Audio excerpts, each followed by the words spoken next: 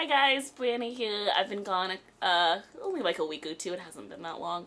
But I've just been very stressed the last couple weeks. Lots gone on. Some of it's very like first world problems, you know, very whatever, but some of it is also just more like more valid reasons to feel stressed or just to feel a lot. I'll probably do like an update video in a couple weeks, maybe midway January is hopefully when, you know, can stop feeling like I'm like holding my breath. But yeah, I wanted to make sure that, I don't know if I'll do a December wrap-up video, but I wanted to make sure that I did the two videos that I do every year at the end, which are my favorite books and the most disappointing books of the year. So yeah, I just wanted to make sure I did that, and the best way I think to avoid feeling stressed or anxious is to just keep doing the things that you enjoy doing, and so that's what I've been doing. I always do my most disappointing reads first. Now these are not all the books I gave 1 or 2 stars or even 3 stars. These are books that I was really looking forward to reading or was really excited to read, and I just didn't enjoy them. And that doesn't always mean that that doesn't actually always mean that I hated them or didn't enjoy them. It just means that, you know, I was looking forward to it and my expectations were quite high and it just didn't meet it. But I, what was I gonna say?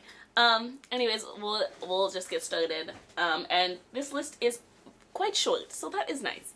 I finished 72 books this year. I have one more audiobook I'd like to finish before the new year. It's kind of dragging on, so yeah. And I only have 7 books on this list for the year, so I think that's pretty good out of 72. So, the first is The Handmaid's Tale by Margaret Atwood. Also, I'm not showing you any of these books because, one, if they disappoint me, I get rid of them or I donate them.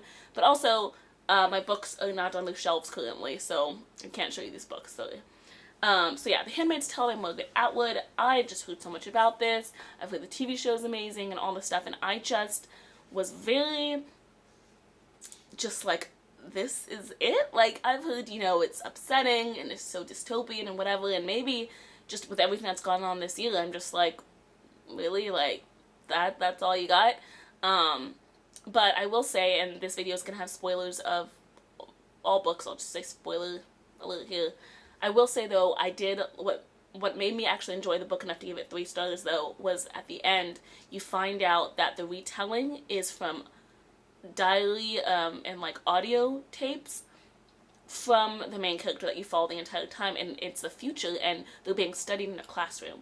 And I think that's absolutely fascinating and so cool, and that to me was the most dystopian-esque element and realist element of the entire story, is the fact that it's a document being seen and studied about what went on in society, and it's being studied at university. I think that's really cool.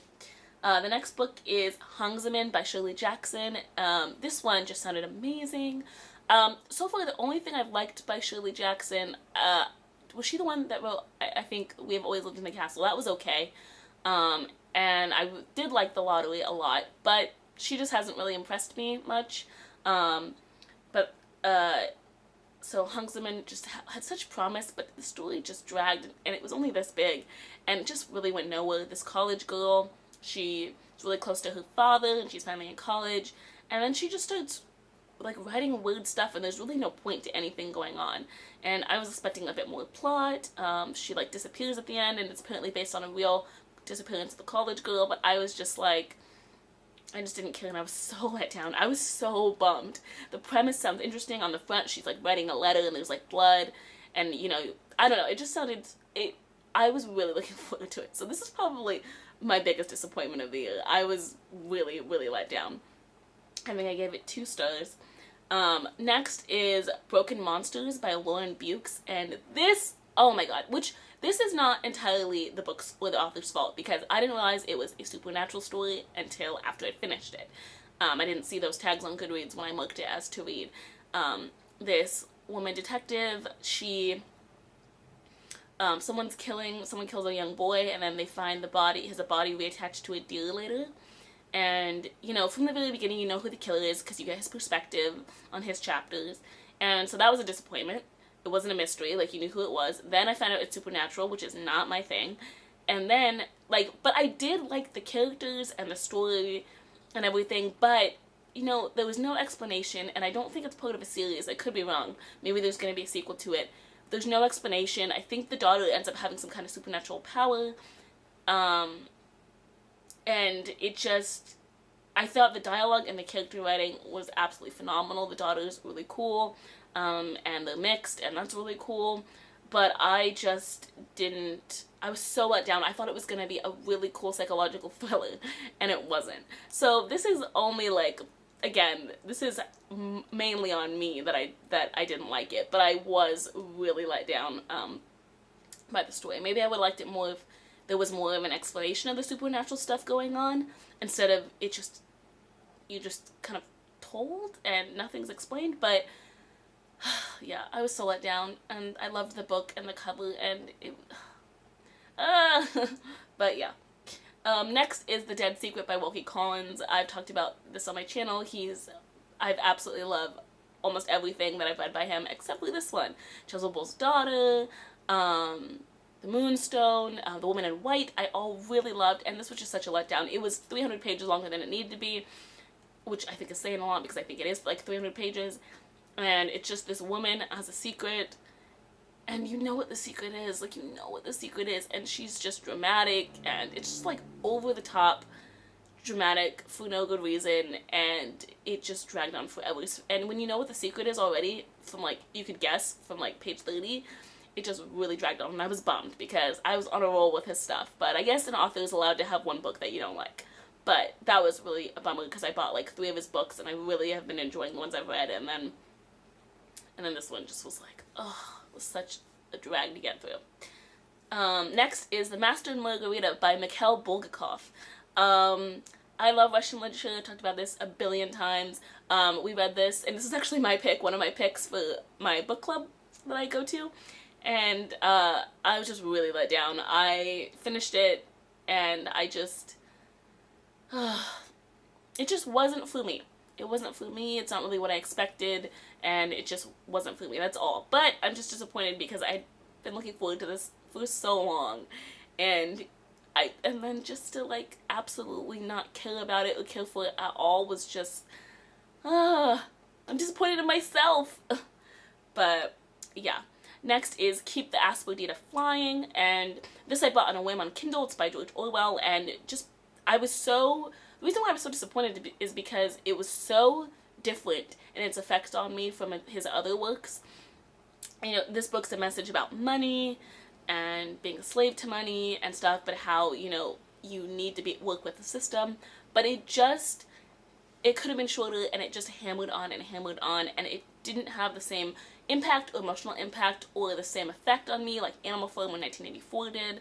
I mean, those are classics, you know, but I had hoped that, just on a whim, I was like, well, why don't I read one of his lesser known works? Because, you know, sometimes those are gems too. And it's not a gem at all. I really didn't like it. And it has pretty good reviews on here. It's just, the main character just goes on, and his friends and his girlfriend, they're all like doing so much for him, and he gives nothing back. He's just like, no, I'm gonna live in squalor. No, I'm gonna put my health at risk. No, I'm gonna do all this because I don't want to be in the money system. And then he just rants and raves literally about everything they do for him that's kind, because they love him, and he just treats them like dirt, and then he treats his girlfriend like dirt, and then at the end she's pregnant and they have a baby, and it just dragged on, and I was sick of listening to this character like a bunch. Like, it wasn't even like good in like maybe an ironic way or whatever. It was just, yeah. And then finally, now this book I didn't 100% dislike. Again, these are not books I gave 1 to 2 stars on necessarily. These are just books that I had high hopes for.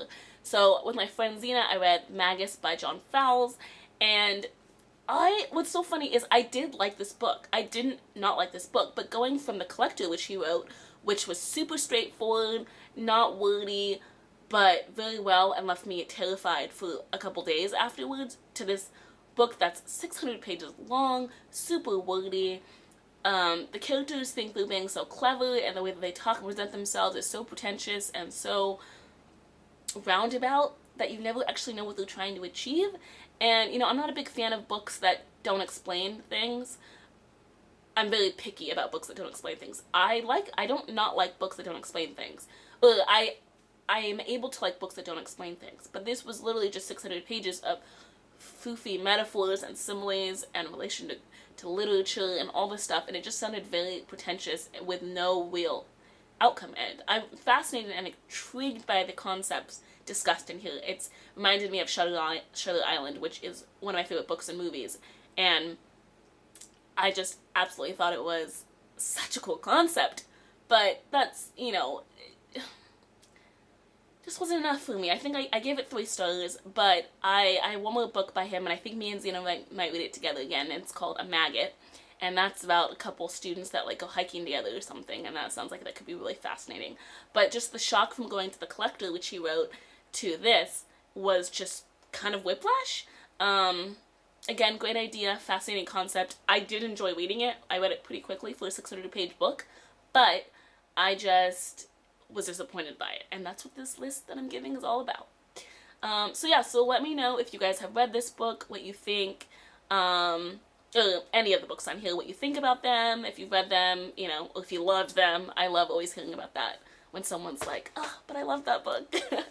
But yeah, so look forward to the next video, which I'll probably post either the same time I upload this one or the day after. I hope you guys had a wonderful holiday celebration, whatever you celebrate, and I will see you guys next time.